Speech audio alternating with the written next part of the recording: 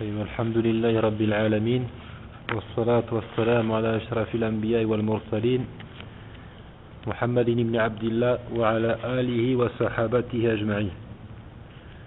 وبعد السلام عليكم ورحمة الله وبركاته.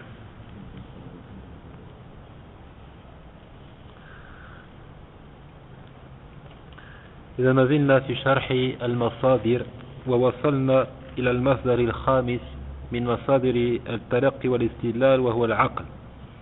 Nous sommes toujours dans l'exposé consacré aux sources et méthodes d'argumentation. Et là nous en sommes toujours à la cinquième source qui est l'aql, la raison. La raison.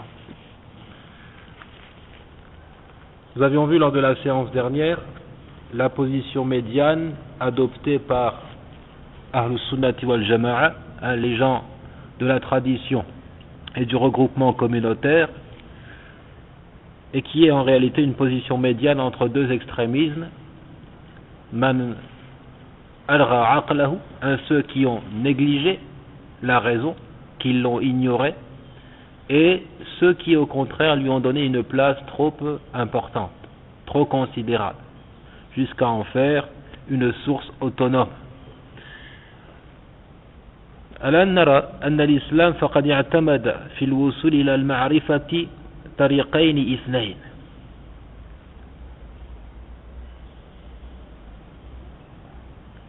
Ainsi, la raison est une source d'argumentation dans la religion, mais il faut comprendre qu'elle n'est pas autonome. Elle a besoin de l'indication des textes révélés. Elle a besoin de l'indication des textes révélés. Nous avions donné l'image de l'œil et de la lumière du soleil. La raison est un exemple de l'œil qui a besoin de la lumière du soleil pour fonctionner. La raison a besoin de la lumière de la révélation pour bien fonctionner. يقول العقل مصدر من مصادر المعرفة الدينية لكنه ليس مصدرا مستقلا بل يحتاج إلى التنبيه الشرعي وإرشاده إلى الأدلة. ومن موانع استقلال مصدر العقل تفاوته كما سبق. Notons aussi que parmi les barrières, les obstacles qui empêchent d'en faire une source autonome, le fait que la raison soit sujette à la variation, comme nous l'avons vu. Elle est disproportionnée, elle varie d'un individu à un autre, elle est inégale d'une personne à une autre. On ne peut s'y référer, on ne peut se référer à ce qui n'est pas fixe et qui diffère d'un individu à un autre, sans quoi ce serait une source de divergence plutôt qu'un moyen de s'entendre. فَإِن تَنَازَعْتُمْ فِي شَيْءٍ فَرُدُّوهُ إِلَى اللَّهِ وَالرَّسُولِ. Allah Azza wa Jalla a dit, et si vous divergez à propos d'une chose, renvoyez-la à Allah et aux messagers. Il n'a pas dit renvoyez-la à vos réflexions personnelles. Il n'est pas question de s'en référer à la raison, il est question de s'en référer au Coran et à la tradition. L'islam, dans son atteinte de l'objectif connaissance, se repose sur deux voies distinctes.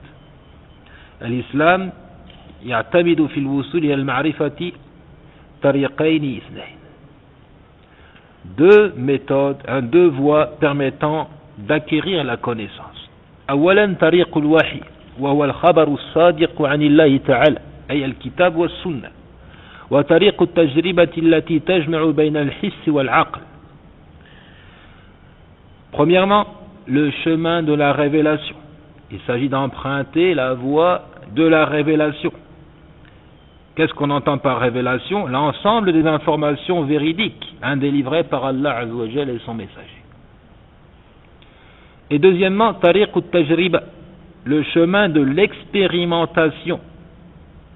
Expérimentation qui associe l'usage des sens et de la réflexion. Qui associe l'usage des sens et de la réflexion.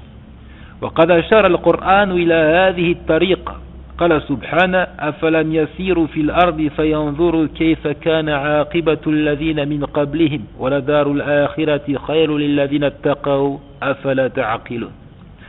Le Coran a clairement cité cette méthode. Le Très-Haut dit par exemple dans le chapitre Youssouf, ces gens-là N'ont-ils pas parcouru la terre et considéré quelle fut la fin de ceux qui ont vécu avant eux? La demeure de l'au-delà est assurément meilleure pour ceux qui craignent Allah. Il conclut en disant Afala ta'aqilun, ne raisonnerez-vous donc pas? Nous disons ce verset indique cette méthode, la méthode de l'expérimentation, association de l'usage des sens et de la réflexion. Comment? Il donne ces précisions. Fasayru fil ardi تكون أو تتكون للصور الحسية لآثار السابقين ثم تأتي مهمة العقل وذلك بالنظر في هذا العطاء الحسي فيفحصه مرتبا له ورابطا لأجزائه يقيس الغائب على الشاهد ويلحق الشيء بنظيره أو الفر بالأصل والملزوم بلازم إلى غير ذلك من الأعمال العقلية ثم يخرج بالنتيجة وهو صلاح الدار الآخرة وتقديمه على الدار الفانية. Le voyage sur toute la surface de la terre, sur toute la surface du globe, recommandé par ce verset, nous permet de palper, d'être témoin des vestiges laissés par les communautés antérieures. Puis intervient la raison qui joue son rôle essentiel par la réflexion, la considération de ces données matérielles. La raison ordonne les éléments éparpillés. Elle compare de manière analogique, elle compare entre ce qui est présent et les données manquantes. Elle rassemble les éléments similaires. Elle met en relation les éléments secondaires et les éléments élémentaires, etc. et toute autre opération de l'esprit. Puis elle en vient à la conclusion. Wala darul akhirati khayrun lilladhina ittaqaw. À conclusion, comme il le dit dans le verset, la demeure de l'au-delà est assurément meilleure pour ceux qui craignent Allah. Conclusion, la demeure de l'au-delà est meilleure, on doit lui donner la priorité sur cette demeure éphémère, sur le bas monde. Ça va? Donc, illustration de cette méthode dans la recherche de la connaissance. L'expérimentation qui associe l'usage des sens et de la réflexion. وأشار القرآن أيضا إلى وسائل المعرفة وهي السمع والبصر والفؤاد مادحا الواقفين عند أحكامها وذما المعرضين عن ذلك مشبها لهم بالأنعام أم تحسبوا أن أكثرهم يسمعون ويعقلون إنهم إلا كالأنعام بل هم ضلوا سبيلا. Le Coran a également indiqué les instruments du savoir, qui sont l'audition, la vision et le cœur. Cela en louangeant ceux qui les utilisent à bon escient, et en blâmant ceux qui les laissent se rouiller, qui les mettent hors service, comparant ces gens-là à des bestiaux. Le Très-Haut dit: ou bien penses-tu que la plupart d'entre eux entendent ou raisonnent? Ils ne sont comparables qu'à des bestiaux, ou plus égarés encore du sentier. Crois-tu qu'ils entendent ou qu'ils raisonnent? Non, ils ne font pas bon usage de ces instruments qu'Allah a mis à notre disposition, qui devaient nous permettre d'acquérir la connaissance utile, profitable. Il dit également: قل هو الذي أنشأكم وجعل لكم السمع والأبصار والأفئدة قليلا ما تشكرون. Le verset 23 du chapitre 67 dit: c'est lui qui vous a créé et vous a donné l'ouïe, les yeux et les cœurs, mais vous êtes rarement reconnaissants. Ce sont là les instruments du savoir, en observant, en écoutant et en méditant. Donc, en rassemblant un certain nombre de données palpables, perçues par les sens, l'ouïe, la vue, et en méditant sur ces données, on doit arriver à un certain nombre de conclusions. Majalatul amal al-aqli, chapitre du champ d'action de la raison. La raison est un moyen limité parmi les moyens menant à la connaissance. limitée. On avait donné l'exemple de la balance du bijoutier.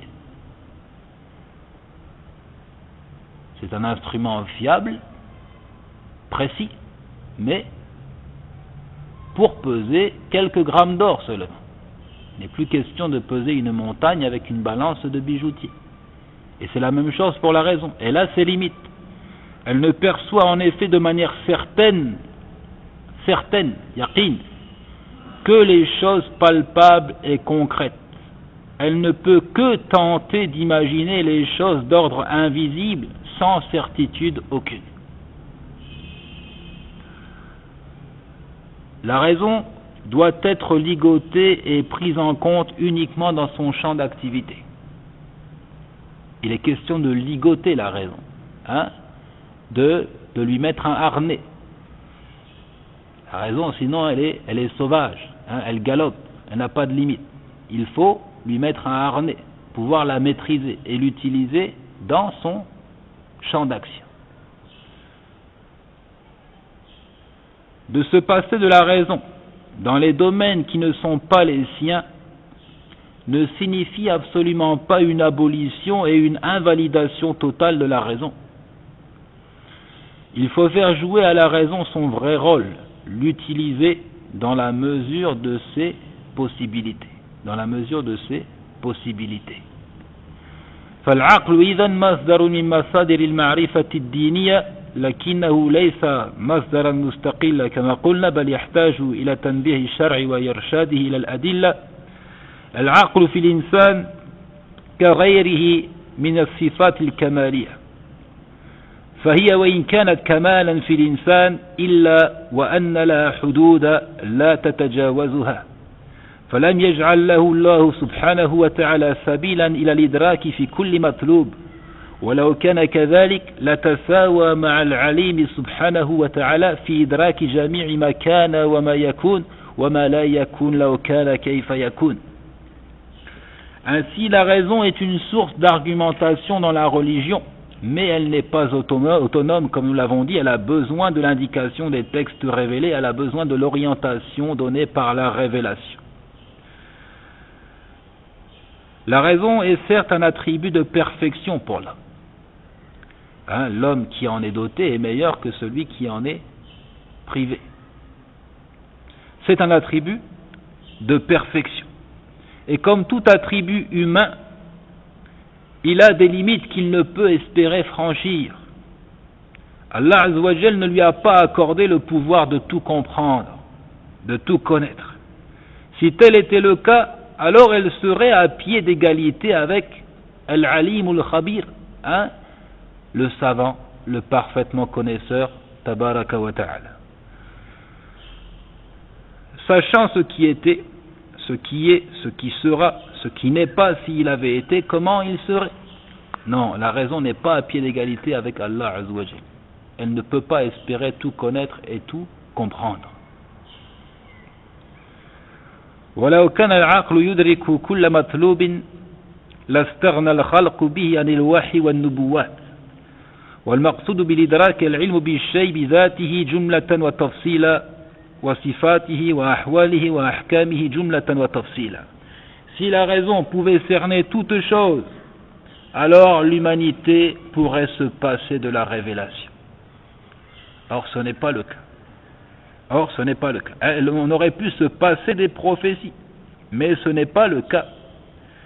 Au contraire, sans l'apport de la révélation, l'homme n'aurait jamais pu deviner qu'Allah Azza wa Jal agrée 5 prières quotidiennes, avec leurs caractéristiques que nous connaissons, qu'Allah Azza wa Jal agrée le jeûne du mois du Ramadan, etc. On n'aurait jamais pu deviner la manière d'adorer Allah. On entend par ce cernement ici, lorsqu'on dit la raison ne peut cerner toute chose, une parfaite connaissance de l'essence même d'une chose, de ses attributs, de ses règles, de ses différentes situations. والعقل يستند في أحكامه إلى معطيات الحس التي تأتيه عبر رسله كالسمع والبصر وغيرها من الحواس. وهذه تنقل مدركاتها عن أشياء موجودة مشهودة تقع عليها الحواس مجتمعة ومنفردة فيقوم العقل بعملية التركيب والتحليل والتجميع والتفريق وقياس الأشباه والنظائر ثم استنباط القواعد واستخراج النتائج واستصدار الأحكام وهو في كل هذا العمل يعتمد على معطيات حسية لها وجود مشهود ولو تعدى هذا المجال لنطق بغير علم وحكم من غير هدى. La raison se repose dans ces règles sur des données palpables, comme nous l'avons vu dans l'exemple précédent. Des données palpables qu'elle acquiert par le biais de ses envoyés, de ses missionnaires, chargés de lui transmettre le message, qui ne sont autres que l'audition, la vision, et le restant des instruments sensoriels. Ces derniers transportent les données extraites de choses existantes, dont ils ont été témoins, soit pour les avoir vues, pour les avoir entendues, pour les avoir touchées ou encore senties. Des données palpables, concrètes. Alors, ayant reçu ces informations, la raison commence à ordonner, à classifier, elle analyse, elle regroupe, elle répartit, elle compare, elle met en relation les équivalences. Puis elle extrait des règles, puis elle tire des conclusions, elle émet des jugements. Et durant toutes ces opérations, elle ne s'appuie que sur des données physiques, matérielles. Elles existent, elles peuvent être vues, elles peuvent être entendues, elles peuvent être senties, elles peuvent être touchées. Et si la raison sortait de ce domaine, alors elle parlerait sans savoir aucun, elle porterait des jugements infondés. ومسائل الاعتقاد ولا سيما التفصيلية منها فالعقول ما كانت لتعلم بها لولا مجيء الوحي بها وذكره لأدلتها العقلية وهذا في غير المسائل الكبار من الإقرار بوجود الله تعالى وتوحيد فإن النفوس مفطورة على معرفة خالقها لكن المقصود تفاصيل هذه المسائل استقل الوحي بتعريفها وبيانها وإرشاد العقول إلى طرق العلم بها وأيضا بعد معرفتها عند العقول كثير من المسائل الاعتقادية لا تدرك العقول حقيقتها وكيفياتها كصفات الله تعالى وما في الجنة من النعيم والعذاب ومع عدم إدراك كيفياتها لا يمنع العقل إمكان وجوده لأن عدم إدراكه لها إما هو نتيجة افتقاره إلى وسائل العلم بها فالعلم بالشيء فرع عن تصور والتصور لا يقوم إلا على متيعات حسية وهذا أمر متعذر بالنسبة لمسائل الغيب.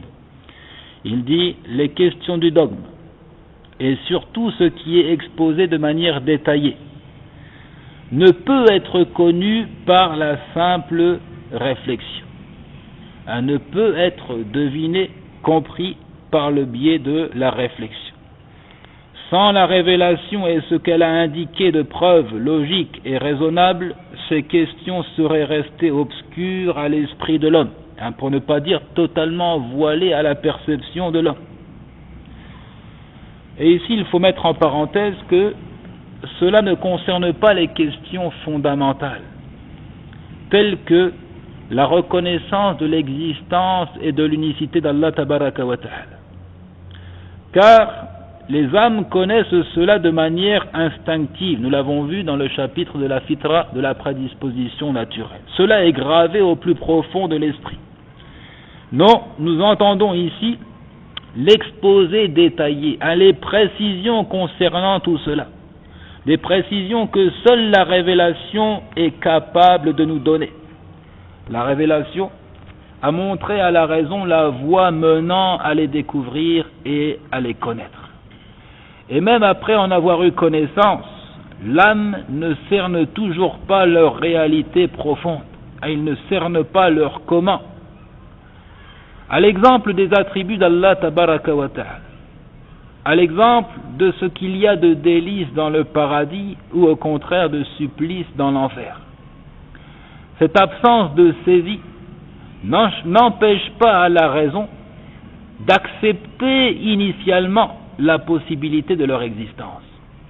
La raison ne renie pas la possibilité de leur existence, mais elle ne peut espérer en comprendre et en connaître les détails sans s'en référer à la révélation. Donc cela est initialement acceptable, car l'absence de perception totale est due ici à son impuissance. Elle n'est que le résultat de sa dépendance vis-à-vis des moyens menant à en prendre connaissance. أما إمكان وجود مسائل الغيب فالعقل يقر به ولا يحيله لأن إمكان الخارج قد يكون يعلم العبد بوجود الشيء نفسه أو بوجود نظيره أو وجود ملزومه أو وجود شيء أبلغ في الوجود من ذلك الأول ولهذا ضرب القرآن الأمثال لتقرير مسائل الغيب تنبيها للعقول على إمكان وجودها فاستدل على النشأة الآخرة بالنشأة الأولى وغير ذلك من الأدلة العقلية التي يأتي بيانها إن شاء الله. Quant à la possibilité de l'existence de ces choses invisibles, encore une fois nous disons, la raison s'en approche. La raison ne le rend pas impossible. L'existence d'une chose est rendue possible si l'individu témoigne de sa présence, ou encore qu'il soit témoin de l'existence de son semblable,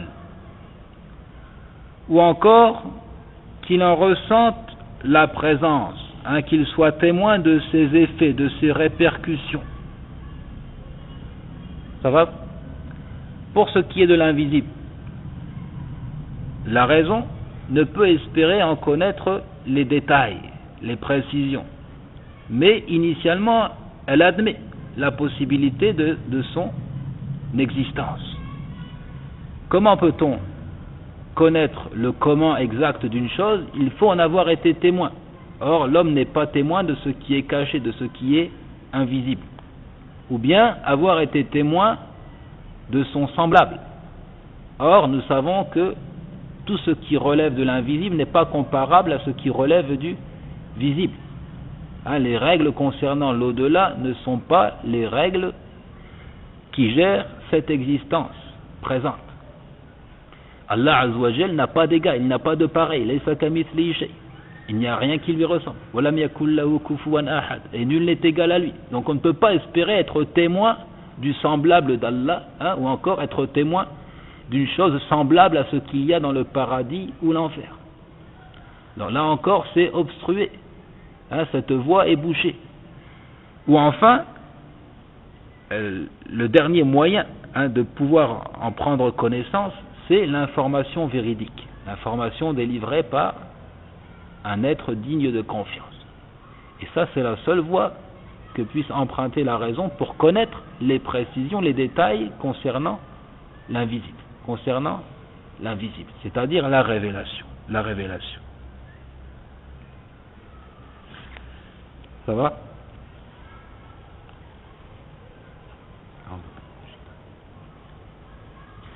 Donc là, je reviens sur ce qu'on appelle Usuluddin, les fondements de la religion. وهي الأصول التي اتفق عليها جميع الأنبياء والمرسلين.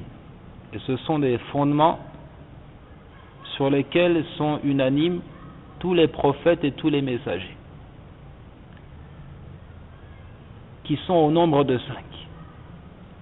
Les prophètes et les messagers avaient pour message commun les 5 choses que je vais citer ici.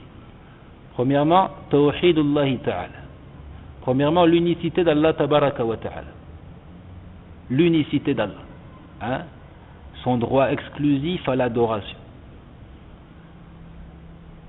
Ça, c'est commun à tous les prophètes et messagers. لقد بعثنا في كل أمة رسولا أن يعبدوا الله واجتنبوا الطاغوت. Nous avons envoyé dans chaque communauté un messager pour leur dire adorez Allah et écartez-vous du rebelle.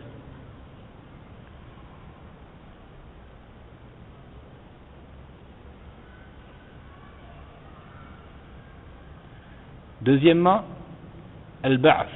Deuxièmement, la résurrection.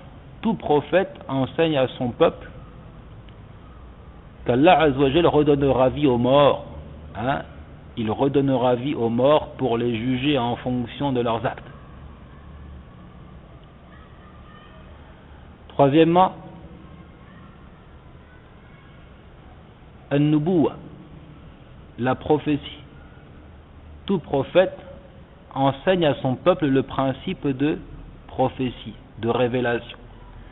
Il enseigne à son peuple, justement, ça c'est en rapport avec notre chapitre ici, la nécessité de l'envoi des prophètes, que l'homme ne peut se suffire, et il ne peut se contenter, et notamment des données de l'intelligence humaine. Il y a la nécessité de recevoir une prophétie pour être bien guidé. Tous les prophètes enseignent cela.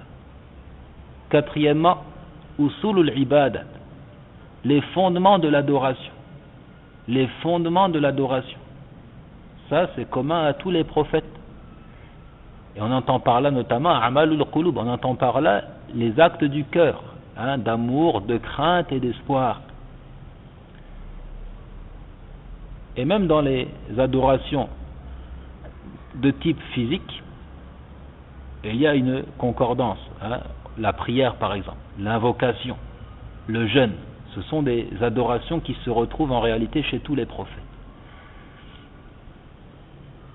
Il peut y avoir une différence dans le comment de sa réalisation, mais l'idée de prière, de jeûne existe déjà chez tous les prophètes. Et enfin, makarimul akhlaq, les bons comportements. Les bons comportements. Tout prophète enseigne à sa communauté les bons comportements et met en garde contre la dépravation. À titre d'exemple simplement, as-sidq,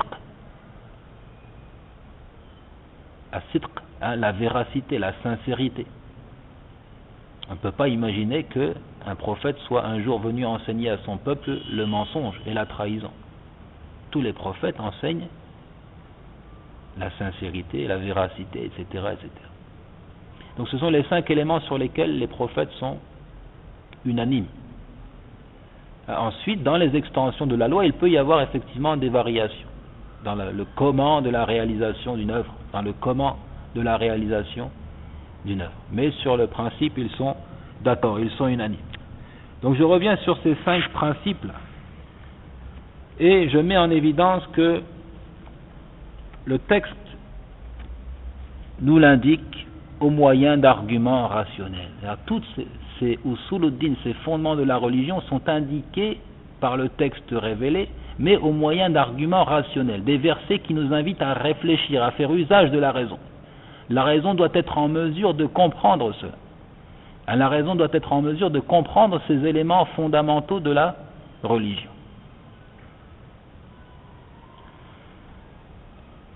Donc nous revenons tout d'abord sur wujudullah, sur l'existence d'Allah Azzawajal. Et ce sont des choses qui ont déjà été dites, donc nous nous répétons aujourd'hui, mais par la suite il y aura du nouveau, notamment lorsqu'il s'agira de parler des 4 autres fondements de cette religion, et sur lesquels les prophètes sont unanimes. Donc aujourd'hui nous parlons de l'existence d'Allah. Il dit, sachez que pour les anciens, l'existence du Créateur Tabaraka wa Ta'ala est une évidence. De manière naturelle et instinctive, l'homme le reconnaît, ou plutôt l'admet. Cette réalité est gravée en son fort intérieur, au plus profond de son âme. Tout être humain en a conscience. Cela ne nécessite pas une recherche, ne nécessite pas une étude particulière. لا تتوقف على نظر واستدلال إلا عند فساد الفطرة بطريقة.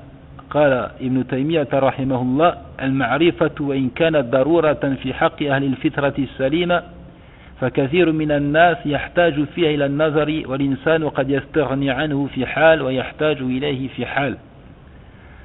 Cela ne nécessite pas une étude, sauf exception, sauf dans le cas où le cœur de l'homme est souillé, dans le cas où sa nature est corrompue, dans le cas où sa conscience est encombrée par des pensées démoniaques qui le poussent à douter de ses évidences. Alors, un regard très superficiel suffira pour faire ressurgir cette vérité. Ibn Taymiyyah disait, dans le Majmou', il dit, la connaissance de l'existence d'Allah, quand bien même elle est évidente pour ceux dont la nature n'est pas corrompue, elle nécessite pour beaucoup de gens une observation. Et l'homme peut s'en passer dans certains cas, il peut en avoir besoin dans d'autres cas. لكن مراد السلف بفطرية المعرفة بالخالق إنما هو المعرفة الإجمالية أما التفصيلية فلا سبيل إليه سوى الوحي. Et là nous répétons, nous disons, les anciens de la communauté entendaient par la reconnaissance instinctive de l'existence d'Allah la connaissance globale, approximative. L'idée qu'Allah existe tout simplement.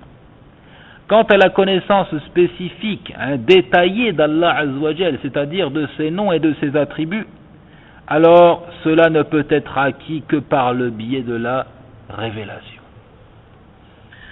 Et nous voyons ici donc des arguments rationnels prouvant l'existence d'Allah Azzawajal. Nous disons premièrement, dilalatul khalqi wal ikhtira'.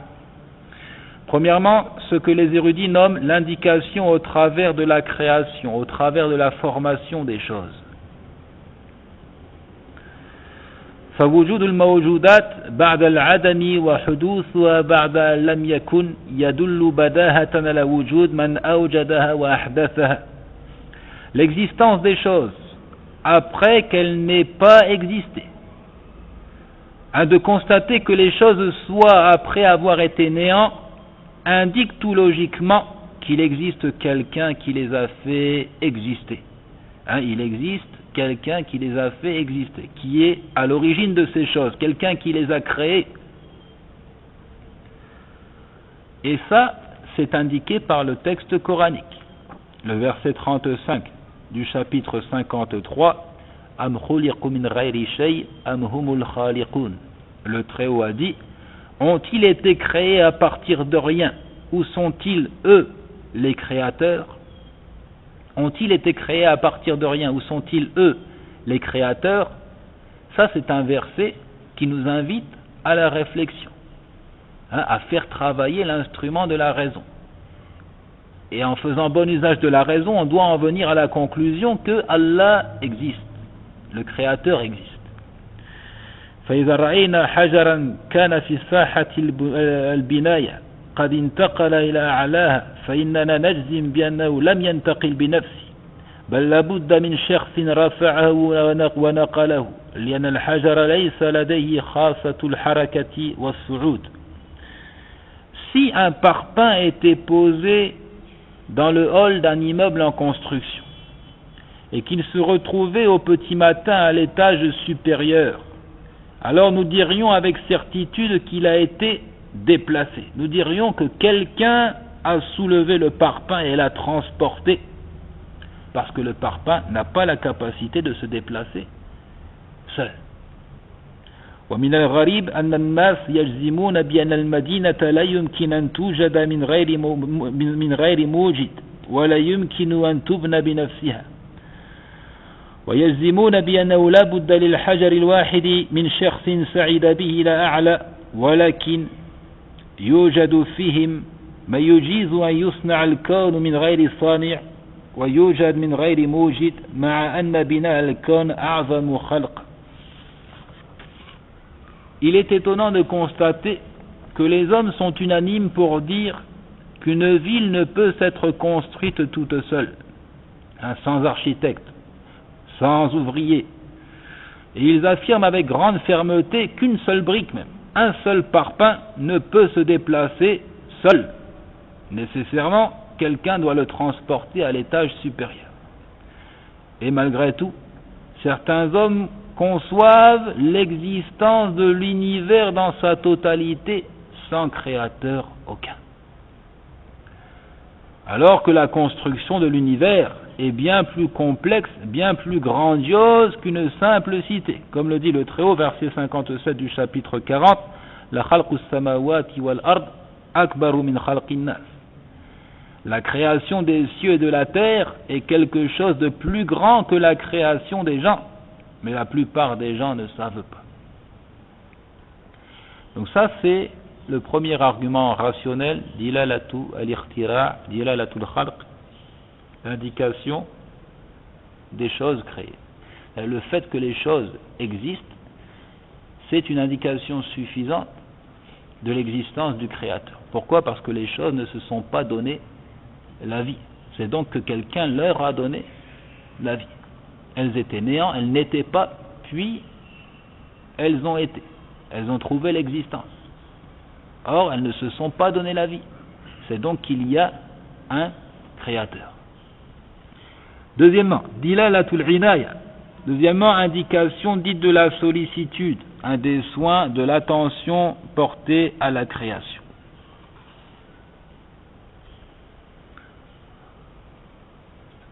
يراد بالعناية ما نشاهده ونحس به من الاعتناء المقصود بهذه المخلوقات عموما وبالإنسان على وجه الخصوص والذي يتجلى فيما نراه وندركه من موافقة هذه الموجودات للإنسان التم الموافقة وكذلك في موافقة هذه الموجودات بعضها لبعض وذلك لا يكون قطعا إلا من قبل فاعل قاصد لذلك مريد وهو الله سبحانه وتعالى. Qu'est-ce qu'on entend par l'indication dite de la sollicitude ? On entend par là ce que l'on ressent et ce dont on est témoin de soins volontairement accordés aux créatures en général et accordés à l'homme en particulier. Ce qui ressort manifestement de concordance, d'accommodation entre les êtres existants. C'est comme s'ils étaient les pièces d'un seul puzzle. Ce qui est perçu de parfaite adaptation des hommes à leur environnement, à leur milieu.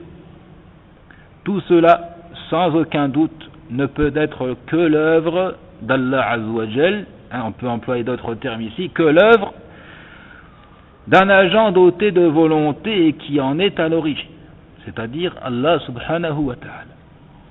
Le Très-Haut dit dans ce sens, les versets 6 à 16 du chapitre 78, Alam naj'alil arda mihada wal jibala awtada wa khalaqnakum azwaja وجعلنا نومكم سباتا وجعلنا الليل لباسا وجعلنا النهار معاشا وبنينا فوقكم سبعا شدادا وجعلنا سراجا وهاجا وأنزلنا من المعصرات ماء ثجاجا لنخرج به حبا ونباتا وجنات ألفافا إلى آخر السورة. N'avons-nous pas fait de la terre une couche et placé les montagnes comme des piquets? Nous avons créé en couple et désigné votre sommeil pour votre repos et fait de la nuit un vêtement et assigné le jour pour les affaires de la vie et construit au-dessus de vous 7 cieux renforcés, et y avons placé une lampe très ardente, le soleil, et fait descendre des nuées une eau abondante, pour faire pousser par elle graines et plantes et jardins luxuriants. La sollicitude, les soins, l'attention portée à la création, et à l'homme en particulier. Tout cela indique l'existence du Créateur Tabaraka wa Ta'ala de manière logique. Troisièmement, dilalatul itqan wa taqdir. Troisièmement, indication dite de la perfection, de l'ajustement précis, de la juste mesure. Al-itqan wa taqdir. هي وإن أمكن إدراجها ضمن دلالة العناية إلا أن في إفرادها بالذكر زيادة تنبيه وتفصيل ودلالة العناية جنس عظيم يندرج تحته أنواع من الدلالة. Bien vrai que cette indication pourrait être inclue dans l'indication dite des soins de la sollicitude, celle qui a précédé,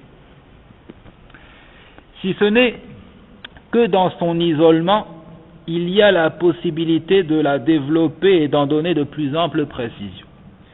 Cette indication dite de al-inaya, des soins et de l'attention, est en réalité une grande famille de classifications sous laquelle s'inscrit un grand nombre d'arguments et d'indications. Donc parmi lesquels ce que l'on a nommé dilalatul itqan wa taqdir, indication dite de la perfection de la juste mesure. Parmi les versets qui indiquent cela, le verset 3 du chapitre 67, الذي خلق سبع سماوات طباقا ما ترى في خلق الرحمن من تفاوت فارجع البصر هل ترى من فطور ثم ارجع البصر كرتين ينقلب إليك البصر خاسئا وهو حسير. Le verset, celui qui a créé sept cieux superposés sans que tu vois de disproportion en la création du tout miséricordieux, sans disproportion. Ramène sur elle le regard, y vois-tu une brèche quelconque? La réponse non, il n'y a pas de brèche, ajustement parfait. Puis retourne ton regard à deux fois, le regard te reviendra humilié et frustré. Le verset 7 du chapitre 32, الذي أحسن كل شيء خلق وبدأ خلق الإنسان من طين. Celui qui a bien fait tout ce qu'il a créé, c'est-à-dire Allah, c'est lui qui a bien fait tout ce qu'il a créé et il a commencé la création de l'homme à partir de l'argile. Verset 2 du chapitre 25, وَخَلَقَ كُلَّ شَيْءٍ فَقَدَّرَهُ تَقْدِيرًا, qui a créé toutes choses en lui donnant ses justes proportions. فهذه الآيات تلفت نظر المستدل إلى دلالة المخلوقات على باريها من خلال ما نشاهد فيها من الانضباط والالتزام التام بنظام في غاية الدقة ما كان يوجد على هذه الحال دون قيم مدبر وهو الله سبحانه وتعالى. Tous ces versets attirent l'attention du chercheur sur une indication des créatures quant à l'existence du Créateur. Et ce, au travers de ce que l'on observe de justesse, d'exactitude, d'ordre parfait et harmonieux. Une telle organisation ne pourrait être sans l'existence d'un gérant à cet univers, d'un créateur tout-puissant qui est Allah Tabaraka wa Ta'ala. Donc cette exactitude, elle indique également de manière rationnelle l'existence d'Allah Azza wa Jalla. Quatrièmement, dilalatu at-taskhir wa at-tadbir, at-taskhir wa at-tadbir. Quatrièmement, indication dite de l'asservissement et de la gouvernance. De l'asservissement et de la gouvernance. Qu'est-ce qu'on entend par là? مرجع هذه الدلالة إلى العناية والفرق بينها وبين دلالة الإتقان والتقدير أنها تدل على الخالق من جهة الخضوع الكوني العام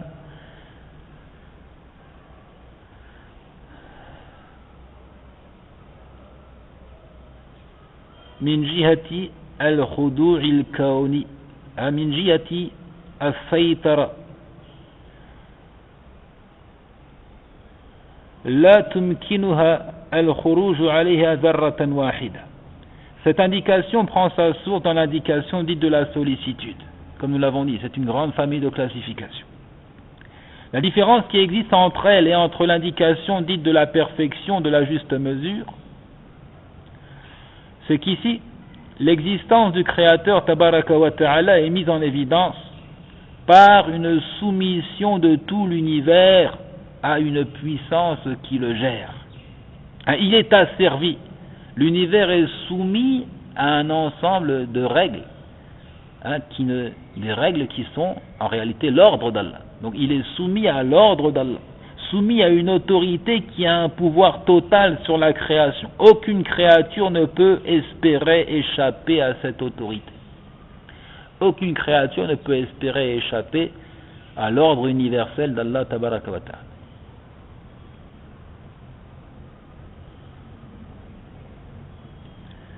وتتمثل هذه السيطرة في السنن والنواميس الكون الدقيقة التي تسير عليها العوالم دون ما تخلف، فهي دلالة من جهة القهر لا تعلق بصفات القدرة والجبروت للخالق تبارك وتعالى، بينما تتعلق دلالة الإحكام والإتقان بصفات العلم والحكمة واللطف والخبرة. Cette suprématie est exprimée par un ensemble de lois qui régissent la marche du monde. Chaque élément qui constitue cet univers suit sa course. Il suit l'orbite qui lui a été tracée sans pouvoir en dévier. Le soleil suit sa course. La lune a des phases. L'oiseau migrateur suit instinctivement la route empruntée par son espèce. L'homme doit manger et boire. Il doit aller au sel pour évacuer les impuretés. Il dort. Et enfin il meurt. Bref, l'homme est soumis, bon gré, mal gré, à une loi universelle. Ainsi, cette indication apparaît dans la contrainte, al-jabr, al-qahr, la contrainte exercée par le Créateur sur sa créature. La contrainte. Cette démonstration de l'existence du Créateur est donc en relation avec des attributs tels que la puissance, la force, la domination, la suprématie du Créateur tabaraka wa ta'ala. Alors que l'indication dite de la précision, de la juste mesure, celle qui a précédé, est plutôt en relation avec les attributs du savoir, de la sagesse, de la bienveillance, de la douceur. Ça va pour la distinction entre les deux? Le Très-Haut dit par exemple, verset 54 du chapitre 7, وَالشَّمْسَ وَالْقَمَرَ وَالنُّجُومَ مُسَخَّرَاتٍ بِأَمْرِ أَلَا لَهُ الْخَلْقُ وَالْأَمْرُ تَبَارَكَ اللَّهُ رَبُّ الْعَالَمِينَ. Il a créé le soleil, la lune et les étoiles soumis à son commandement. مُسَخَّرَاتٍ بِأَمْرِ. La création et le commandement n'appartiennent qu'à lui. Toute gloire à Allah, Seigneur de l'univers. Il dit également, verset 79 du chapitre 16, Alam yaraw ila at-tayri musakhkharatin fi jawi as-samaa ma yumsikuhunna illa Allah inna fi dhalika la ayatin liqaumin yu'minun. N'ont-ils pas vu les oiseaux assujettis au vol? Assujettis au vol dans l'atmosphère du ciel sans que rien ne les retienne en dehors d'Allah. Il y a vraiment là des preuves pour des gens qui croient.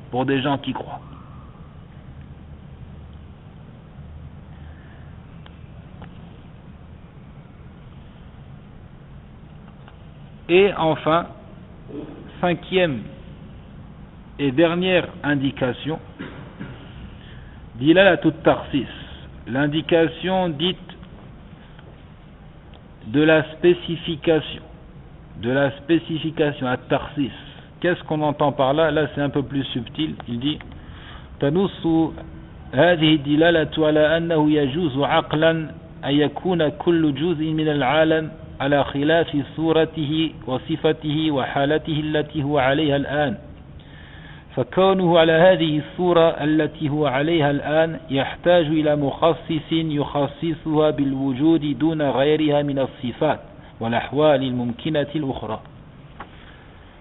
Cette indication consiste à reconnaître qu'il est logiquement plausible, concevable, que tous les éléments de l'univers puissent exister sous une autre forme que celle qui les caractérise actuellement. Suivez, c'est un peu subtil.